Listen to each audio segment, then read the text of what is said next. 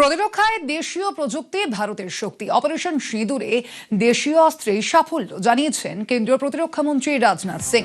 ভারতের ক্ষমতা দেখেছে বিশ্ব, জানিয়েছেন প্রতিরক্ষামন্ত্রী। প্রতিরক্ষামন্ত্রীর বার্তা, আত্মনির্ভরই ভারতের নীতি।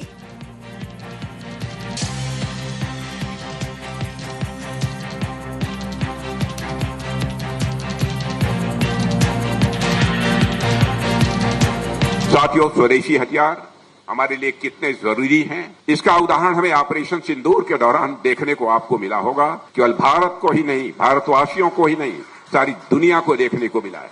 ऑपरेशन सिंदूर के दौरान दुनिया ने भारत के इंडिजिनस स्वदेशी हथियार प्रणालियों की क्षमता को भी देखा है और आगे भी रक्षा मंत्रालय के साथ हमारे लैब, हमारे पब्लिक सेक्टर अंडरटेकिंग्स और प्राइवेट स्टेक होल्डर्स मिलकर अपनी सेनाओं को इंडिजिनस प्लेटफॉर्म से लैस करने में कोई कसर नहीं छोड़ेंगे।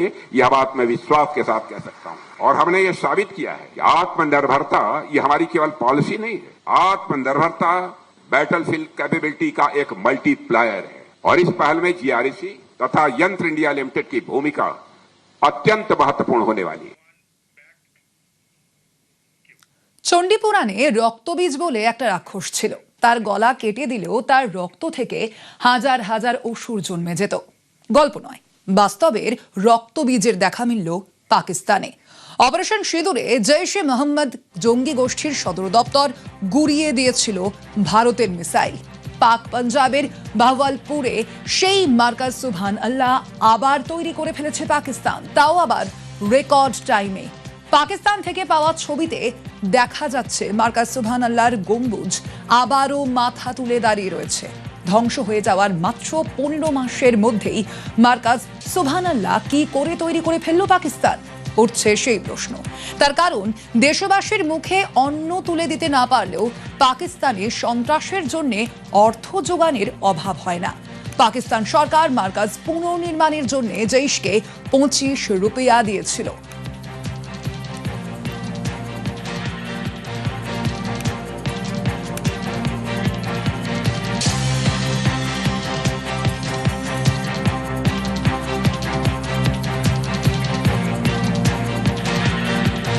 তার মধ্যে 11 কোটি খরচ করে ওই সেন্ট্রাল হল তৈরি করা হয়েছে।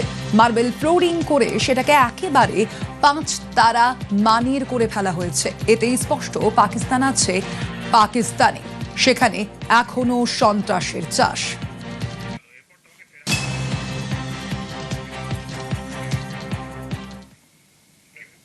নজর রাখবো দেশের খবরের দিকে। মহাকাশ দিবস এবং সেই দিবসেও জেন জি বার্তা সোশ্যাল মিডিয়ায় পোস্ট করলেন প্রধানমন্ত্রী নরেন্দ্র मोदी। हम सब ने मिलकर 2047 तक भारत को विकसित राष्ट्र बनाने का संकल्प लिया। इस संकल्प को सिद्धि तक पहुंचाने में स्पेस सेक्टर की भूमिका बहुत बड़ी है। आज ये जेन जी इंजीनियर्स, जेन जी डिजाइनर्स, जेन जी कोडर्स और जेन जी साइंटिस्ट नई नई टेक्नोलॉजी बना रहे हैं।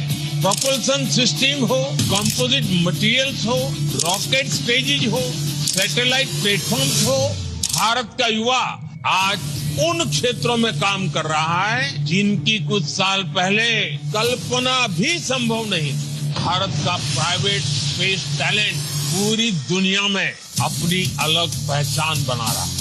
आज ग्लोबल इन्वेस्टर्स के लिए भारत का स्पेस सेक्टर एक अट्रैक्टिव डेस्टिनेशन बन रहा है।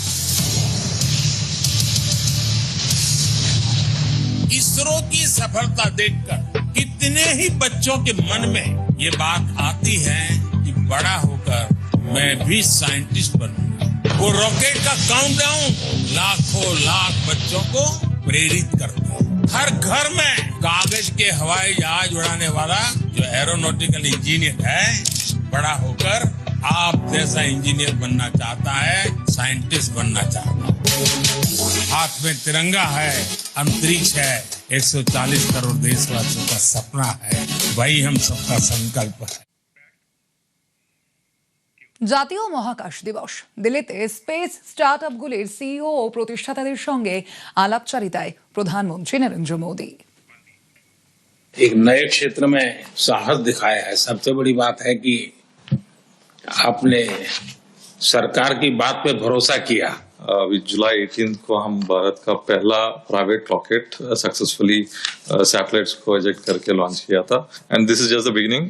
Generally we say that just warm up for Skyroot, अभी शुरुआत है एंड नेक्स्ट ईयर मिड तक हम एक लॉन्च पर मंथ हम कर रहे हैं and also like thanks to you sir for opening up the sector. एक ऐसा इंजन बनाया जो दुनिया का सबसे आधुनिक इंजनों में से आता है। उनका कॉन्फिडेंस है इन्वेस्टर्स का।